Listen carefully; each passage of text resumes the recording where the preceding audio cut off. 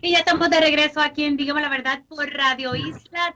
Les saluda Nuria Méndez. Ya estamos en la segunda hora del espacio. La primera hora tuvimos de hablar un poco sobre el escenario de la agricultura y la llegada de personas de distintos países para trabajar la tierra.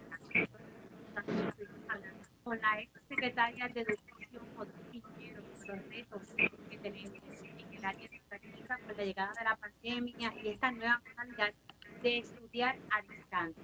Ahora vamos a hablar sobre los retos contributivos y quién mejor que el ex secretario de Hacienda, el senador Juan Zaragoza. Zaragoza, saludos, ¿cómo está? Muy bien, gracias a Dios y tú, Mili. Gracias por la oportunidad.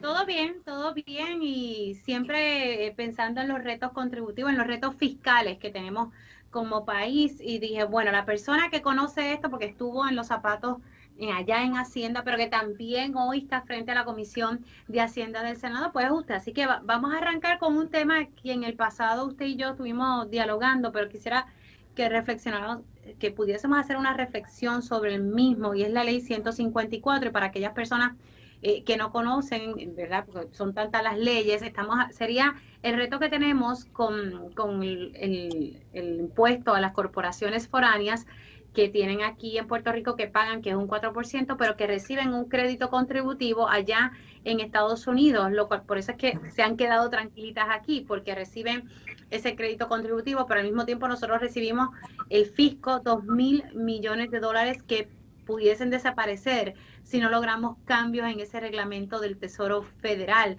Esto es un reto para el actual secretario de Hacienda y él mismo lo reconoce y que hay un diálogo. Hablemos un poquito sobre eso y la importancia de que vayamos unidos allá al Congreso o específicamente dialogar allá en Washington sobre este tema que pudiese crear un roto bien grande en la situación fiscal.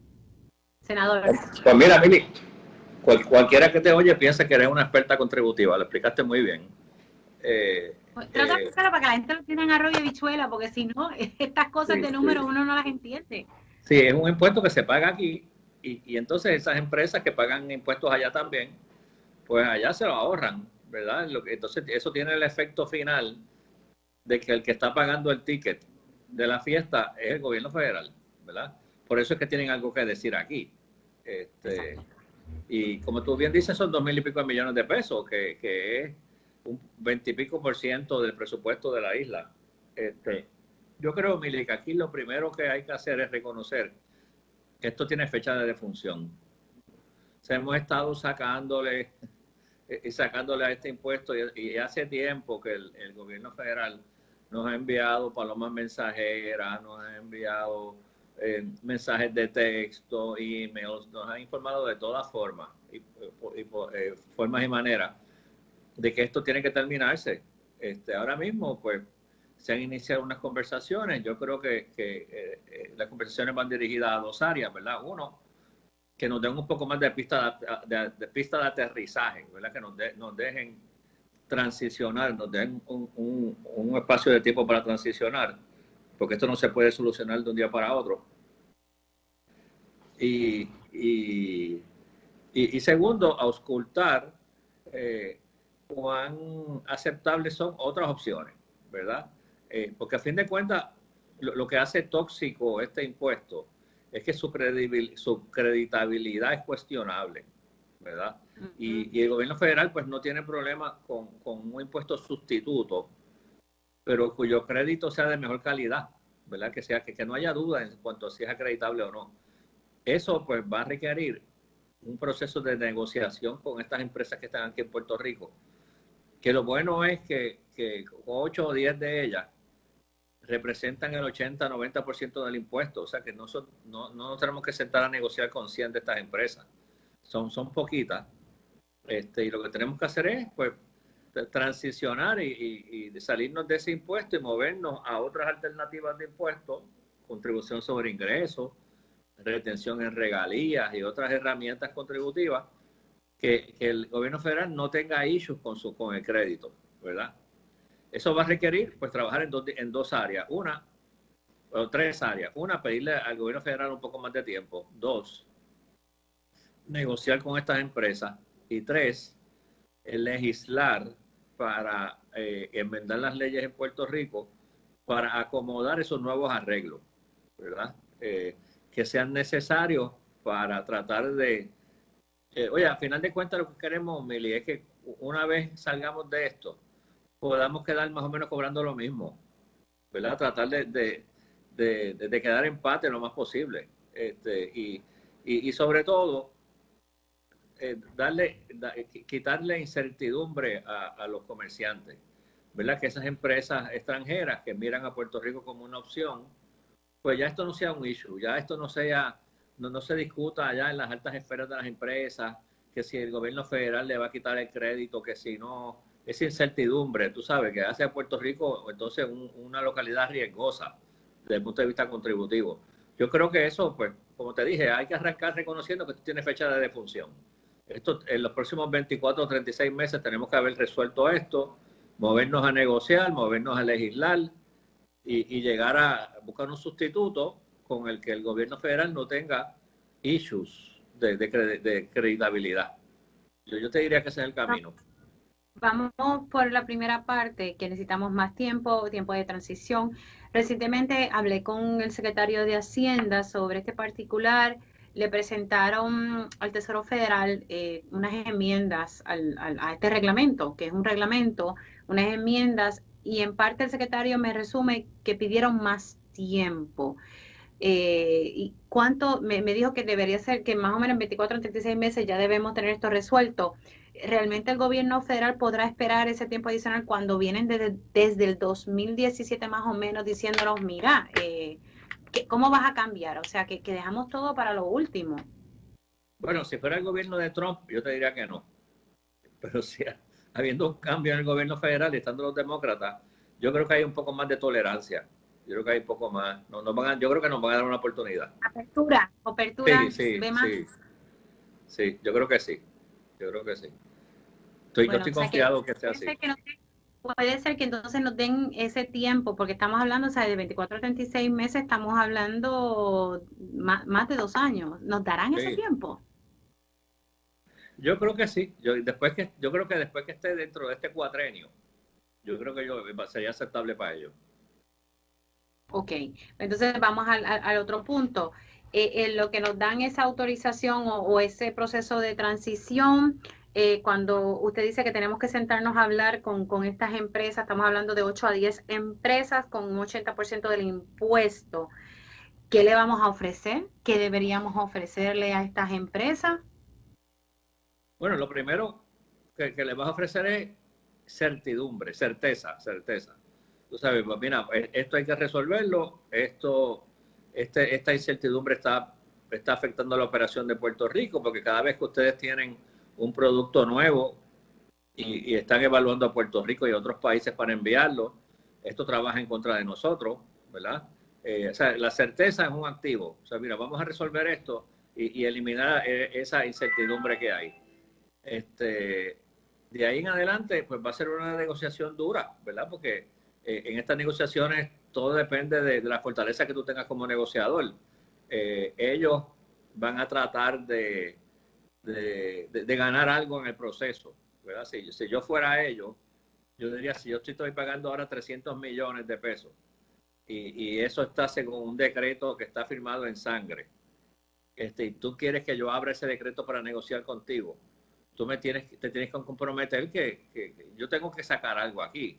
Tú me tienes que comprometer a que por lo menos yo pague menos de los 300 o que el tope sea 300. O sea, va a ser una negociación dura porque estas en cantidades que estas empresas pagan están acordadas en unos decretos que son de la naturaleza de un contrato, ¿verdad?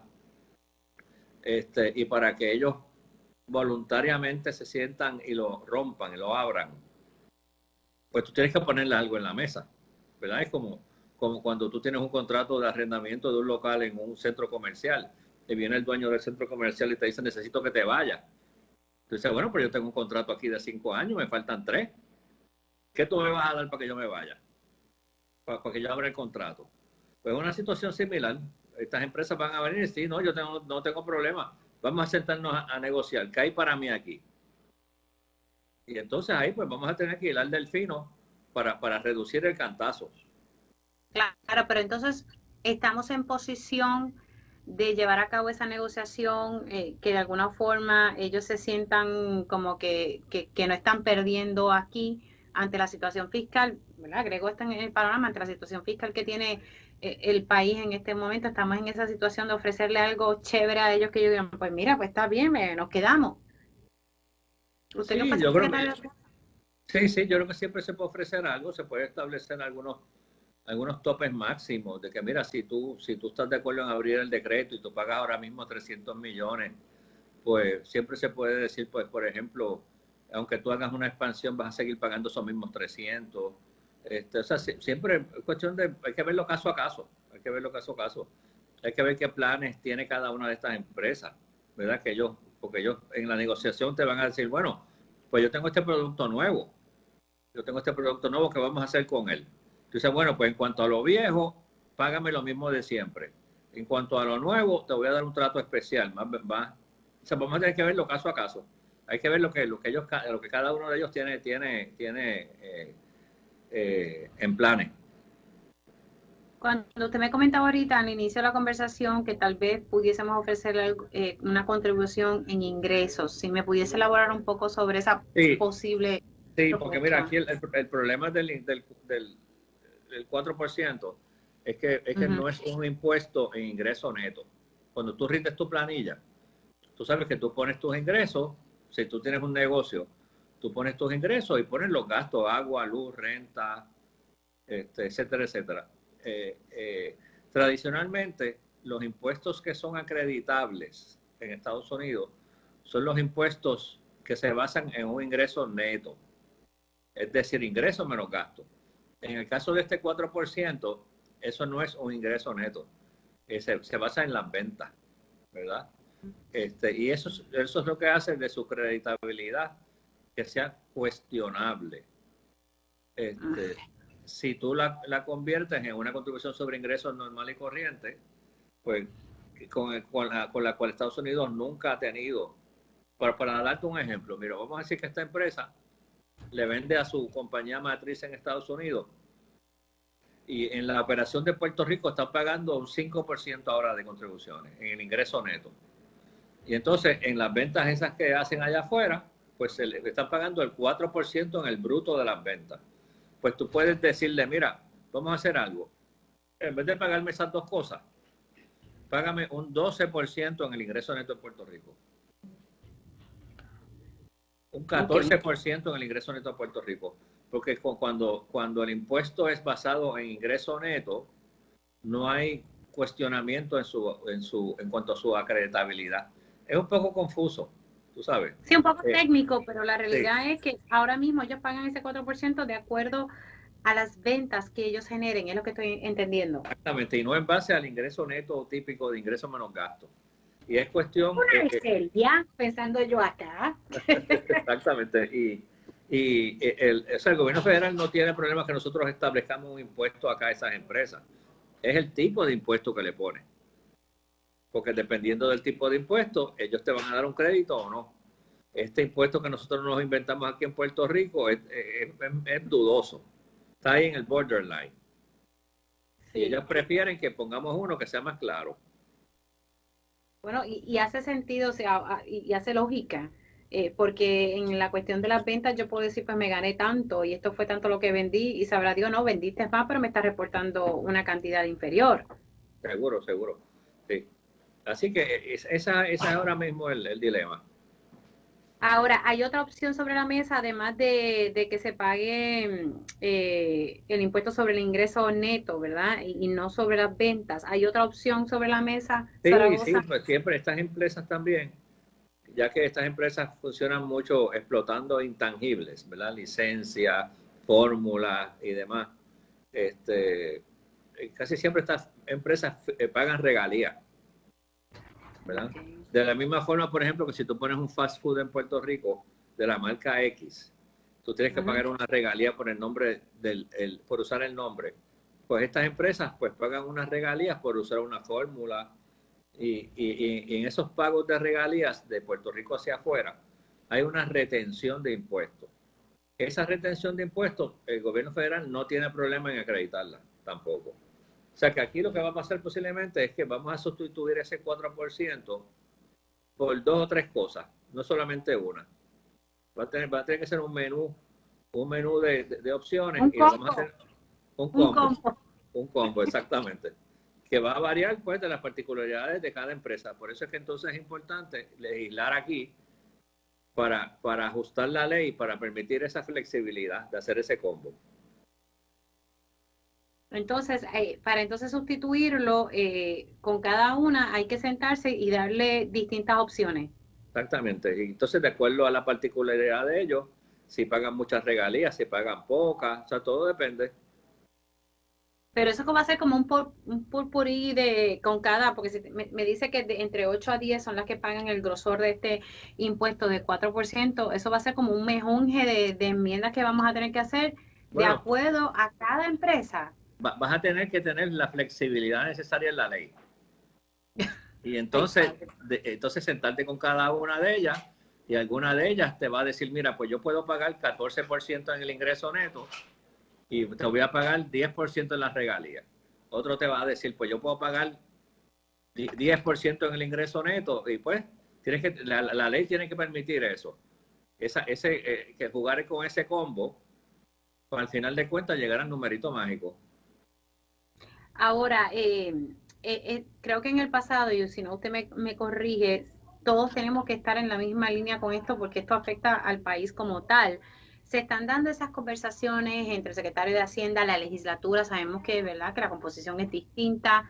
Se están dando ese diálogo para trabajar juntos y alcanzar esto, porque esto nos va a afectar a todos. Si en efecto Sí. esto desaparece y no tenemos la solución a tiempo dentro del término que usted me había dicho al principio, 24 a 36 meses.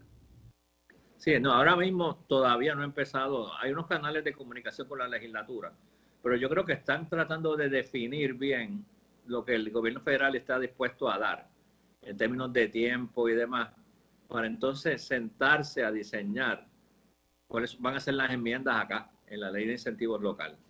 Pero esa parte del trabajo todavía no se ha empezado. Tampoco sé decirte si se ha empezado a negociar con las empresas, ¿verdad? Yo me imagino que ya se han empezado unas conversaciones y para las empresas no puede ser sorpresa de que esto viene por ahí. Pero de si se han sentado con cada una, desconozco también.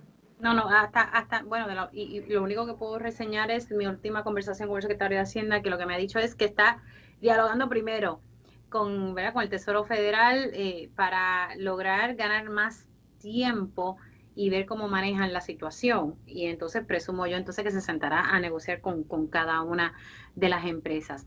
Sí. Dejando esto un tema al lado que sabemos que va a ser un reto y espero que no lo dejen para última hora. Vamos a hablar un poco sobre qué ha pasado con las pistas de presupuesto.